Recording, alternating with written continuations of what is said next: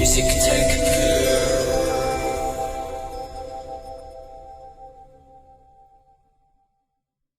Hello and welcome to the video guide to recreating Gotta Get Thru This by Daniel Bedingfield.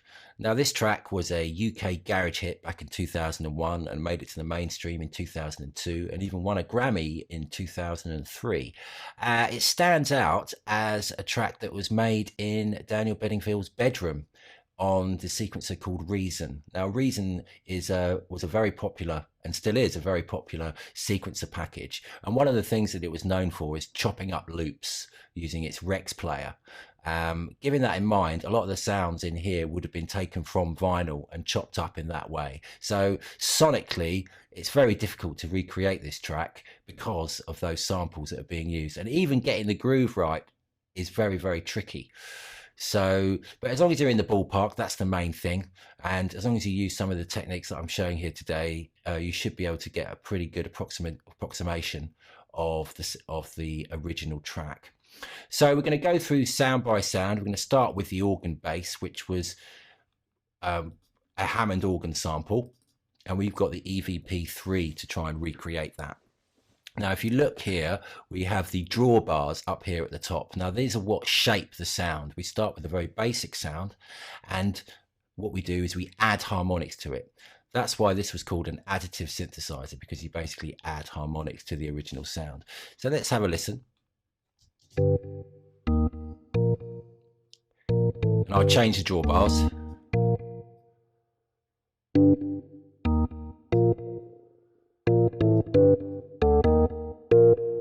So there's lots of tones to play with there to try and shape the sound how you want. So that's the main way in which you can shape the sound. I've started with a 70s pop organ, but you need to adjust these to get that to fit. Other things you need to think about is the Leslie speaker down here. This was the speaker that came with the Hammond organ, and essentially was a big cone inside a box which would rotate at speed to create tremolo effects and choral effects, and you can hear what it does here. There you go. So you definitely wanted to use the break here. Other things to think about, you've got these parameters here that you can change. The most important ones are reverb, click on and click off. They add the percussive element and the kind of ambience. So that's, if we just play with that for a bit, turn the reverb off. Right, you can hear I've also added a delay to that. So if we bring up the tape delay for a second, and here we have a tape delay which is set to 1/8 notes, so it's sort of coming in on the quavers, and I've set the feedback to 0, which means there's only one repeat and a very low wet level as well, so it's just kind of there in the background. Now if you mix that with the reverb from the Hammond, turn it up a bit, you get that kind of slapback effect. So that's the organ bass. Now that's doubled up with a deep bass. Now what I've used for this is the ES1, which is a very simple subtractive synthesizer, deep bass plugin, and you can adjust this again with the oscillator section here, the filter cutoff and resonance, as well as the ADSR envelope. They're all very important for shaping this sound the way you want it. Doesn't sound like much on its own, but you hear it with the bass. It adds that kind of fatness to the bottom end. Okay, so moving on to the kick drum. Now the kick drum is, there's lots and lots of sounds on the EXS24 you can choose, like different kits and stuff. And I've used the Big Beat remix here off the EXS24. But the main thing is using bus 1, auxiliary bus, to set up another reverb with a very long pre-delay. Quite a short reverb time, but a very long pre-delay, and then compress it so you can really hear it as an effect. So if we just hear that, you can hear that kind of distorted sound after the note. That's the reverb. And the pattern just follows that of the bass lines. Right, so now we're getting into the nitty gritty. Let's move on. I'm just going to show you the vocal groove now and how we've done this. Now, originally, this was using the Rex player, and it would have been Daniel Bedingfield. He would have sung in a groove, and then he would have chopped it up and then played it on a sampler, which is something we can't do. So we have to try and recreate it. And what we've done is, using the EXS24, I've used the gospel ensemble, which is a kind of vocal choir sound, and filtered it using the Evox filter bank. This is essentially a bit like a vocoder. And the important bits are the bandwidth here and the formant shift. If you hear it, let's just hear it on its own.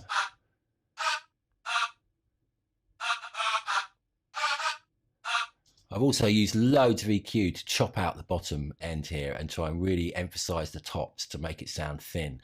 Now that works with, meant to work with the bass line and the drums. Yeah, good luck with that one. I don't know whether it will be possible to put in an original vocal or sample off a vocal. That might be possible, but for this tutorial, that's what I've used. Okay, now moving on to the snares. Now the snare sound is quite difficult to recreate because it originally comes from a vinyl sample out of a loop. So there's going to be lots of other information on that sample as well, like bits of hats, maybe bits of percussion. The sound of it as well is going to sound crunchy as well because it's coming from vinyl. Given that in mind, one of the ways to try and recreate that kind of layered sound is to layer a snare yourself. So what we've done here is we've got 3 snares, all different, working together to create a new snare sound. If we just listen to them individually, let's look at this first one.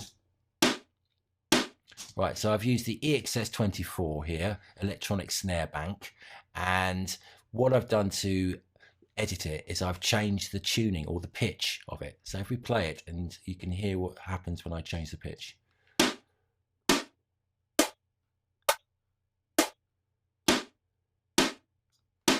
So you can see it really has a radical effect on the snare sound. Okay, so let's hear the next one. And I've just used, again, I've used the EXS24 here.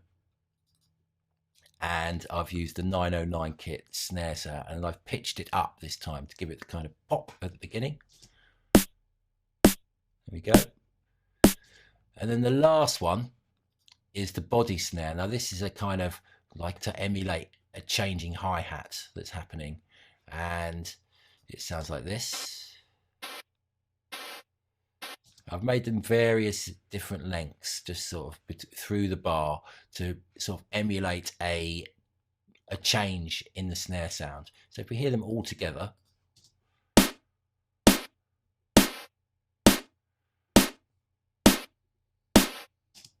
And there you go, that's the snare sound.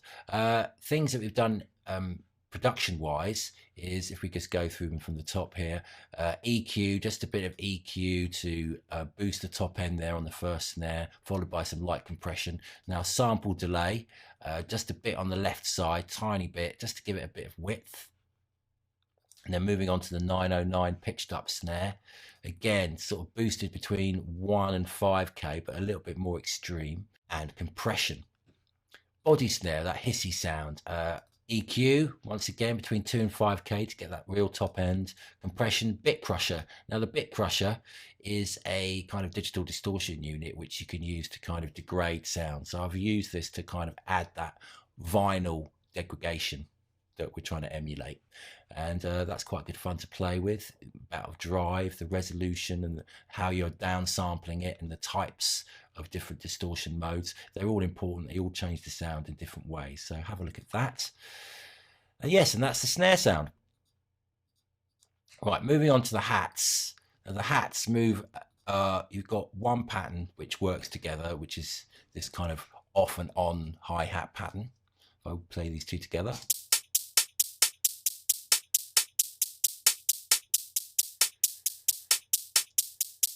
So what I've done here with the closed hat, which is this 8 hat here, I've left the gaps for the open hat on the other track. I've basically just used the ultra beat here and one of the electric hats closed. But again, I wanted to try and degrade the sound a bit, so I have used a bit crusher here, as well as the usual compression and EQ.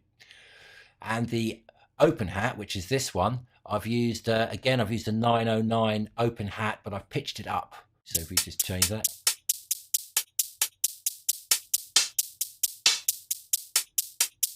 So So you can see that makes various changes. Now, extra percussion. We have these extra percussion bits as well. So these are really important to make it groove in that garage type way. So you want to place these in without using the quantize. So they sort of swing into the groove a little bit, shuffle in. If you let's just hear this, just the beat.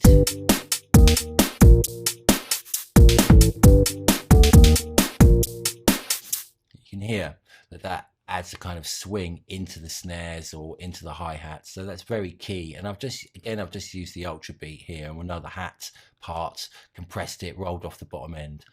And then we've got the little shuffly, again, you can see not quantized, played this in live to try and make it groove, swing in that garage-like way.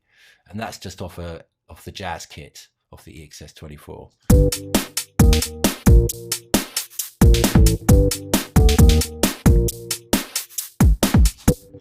Right, okay, so moving on to the tambourine, which comes in the chorus. This is just a straight 8 tambourine, but I've varied the velocities here to make it kind of swing a little bit. It adds an extra texture to the groove, which is important in this section.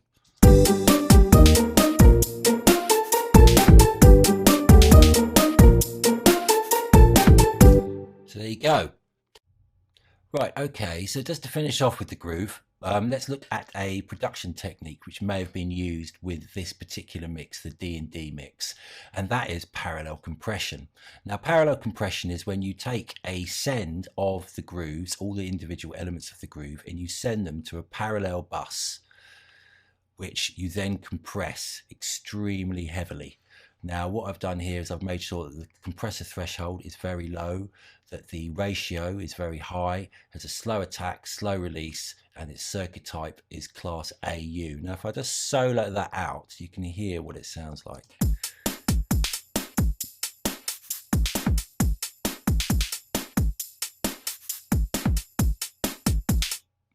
So let's just play the groove now with parallel compression.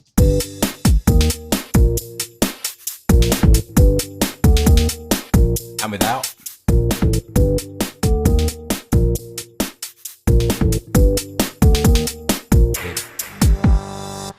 And there you go. That is a very useful production technique for making drums sound tougher and more loop-like, if you like. Let's have a look now at the pizzicato strings. Now, this is pretty straightforward. If we look at the EXS24, we've got loads of different pizzicato strings we can use from the media. And there's not much you can really do with it. Maybe change the release time, might be something you want to do.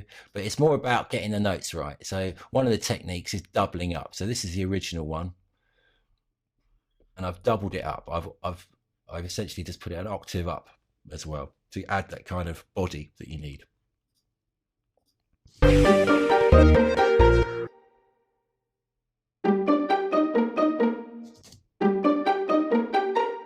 you go. And there's plenty of reverb on it, a little bit of EQ and compression just to control the dynamics and tone. And yeah, that's pretty straightforward. I've just panned it a tiny bit to the right just to add a bit of depth to the sound.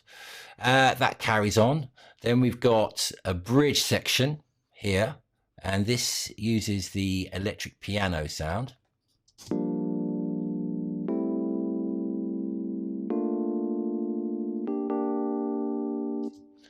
And that's being used in the EVP88, which is essentially a Rhodes clone. Just using a stage piano here, but you can mess around with chorus and tremolo if you like, EQ, drive, just try and get it sounding exactly how you want.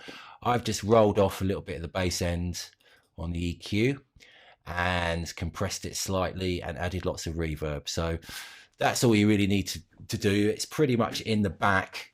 It's not that, it's important, but it's not overbearing. Now that's at the same time as that comes in, we've got this kind of sweet string that comes in. And it's just a single note. I've just made sure that the notes are very quiet and they go up in velocity slowly, just to add a kind of crescendo to the part. That's pretty straightforward. So that altogether, that's pretty easy, that bit. In fact, the pizzicato strings, electric piano and Solida strings, all really easy, all really straightforward. the main crux of this track is in the beats. So, okay, so next thing, effects. Now there's an effect that happens here. We've got, let's just play it. We've got the reverse crash. We've got a long crash.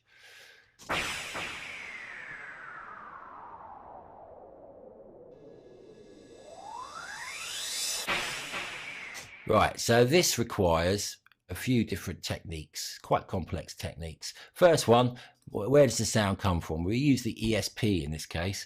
Just use a default sound, turn down all the different oscillators apart from noise, which is just white noise, which is a hiss essentially.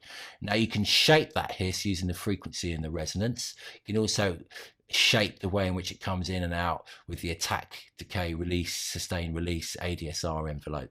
Add some chorus, add some overdrive, and we can make, this is a good basic sound with which to make these kind of sweep noises.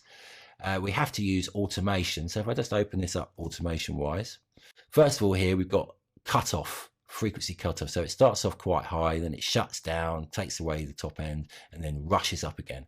And if we open it up another level, we can see this is resonant. So it's the resonance starts off quite low, goes up really high, comes down again, and then up again at the end. And that's how you shape these sounds using automation. Now you can record it in using the touch and latch functions here, and then read it. And then once you've done it once, you can then edit it using the arrange page editor here to try and get them to fit perfectly. So that's how you do that. It's just a single note, actually. If you just look at the note, it's just one note here, just going through the 4 bars, and then we just use the automation to shape it the way we want. Okay, reverse crash. Now, if you go to the browser, you might be able to find a reversed crash somewhere, but normally you can just find crashes. So go to loops, type in crash, and then go down a bit and you'll be able to start seeing long crash, light crashes. You can hear what these sound like. Take one you like, drag it into the arrange page. So let's solo that out. There it is. Right, so if I want to reverse that, basically all I do is go to functions, go to reverse. Oh no, I can't. Well, that's because it's a CAF file. It's a core audio file, which means you can't do anything with it. So what you need to do is right click it or control click it, bounce in place to a new track, mute the original. Now it's created an AIF version. There it is. It's created up there for some reason. I'll just drag that down. Now, if I open that up, it's a bit quieter, but that doesn't matter. First of all, what I'll do is I'll normalize it so it's nice and loud. It's probably going to deafen us now. Very loud. And then you can go to functions, reverse. And let's play that.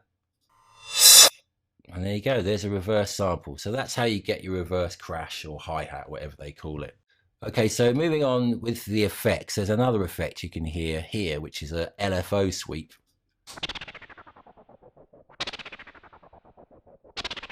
Okay, so that's a copy of the ESP synth that you had before with just the noise, but it's got another effect on it as well, the auto filter. Now, if I play it, you can see that the rate of the LFO, this section here, changes. So again, you just use automation to record that in. Okay, so one last sort of effect that happens is this bass wah noise that comes in occasionally. So if we just hear it in context, let's take the vocals out.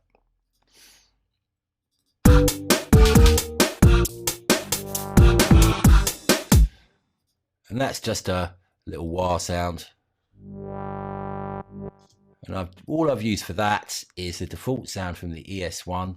Made sure it's got a long attack time so it comes in slowly. Made sure that I've chosen the right cutoff point for it to rise up to, and adjusted the drive a little bit just to make it a bit more grungy and a bit more of the resonance as well. So that's a pretty easy little sound. Okay, now the vocal. Very difficult to recreate this vocal because it's a very musical way that he's singing. It's a very soulful way that he's singing. So you're going to have to use pitch bends essentially to make this work. And you can see that I've used it to emulate some of the slurs that he does in his vocal take. You have to make sure that you've got space, design lots of reverb and tape delay on this. And you're going to have to use automation in certain places. There's a couple of places where the the amount of delay increases at the end of the verses into the choruses. So look out for that. What I would suggest is you do this phrase by phrase. Now, if you have difficulty playing these notes in, what I would do is I'll just play it in rhythmically on one note, on the key note, which is in this case is in D, and then move them once they're in the editor. So in terms of the sounds that we use for the vocal, I've used the ES1 filter bubble. And the main thing that I've done is I've turned up the cutoff frequency quite high, so it's quite buzzy. And with the EQ, I have rolled off loads of the bottom end and emphasized lots of the top end in order to make it sound kind of nasal, like the original vocal. You have to use your judgment as to which octave we're going to use. I would say that the score says that it's higher than it actually is, even though this is probably open to debate. But anyway, it's what it sounds like is what is important. So let's have a quick listen to what we've got.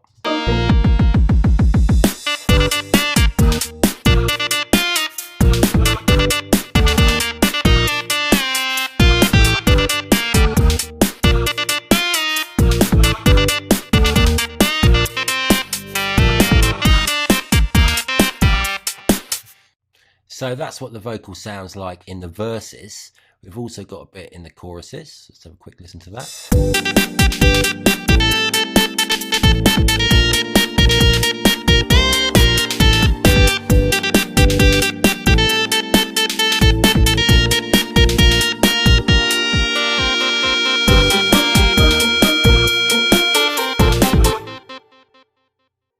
So there are 3 different vocal tracks. I've got this one here, which is the harmony for the chorus vocal. And I've got this one. So there's 2 Gotta Get Through This. There's like a Gotta Get Through This, and there's the I've just got to get through this. So there's 2 kind of rhythmical ways in which he says it. So I've split them up because when you get to the end, you can see that we use both. We use both sort of interspersing.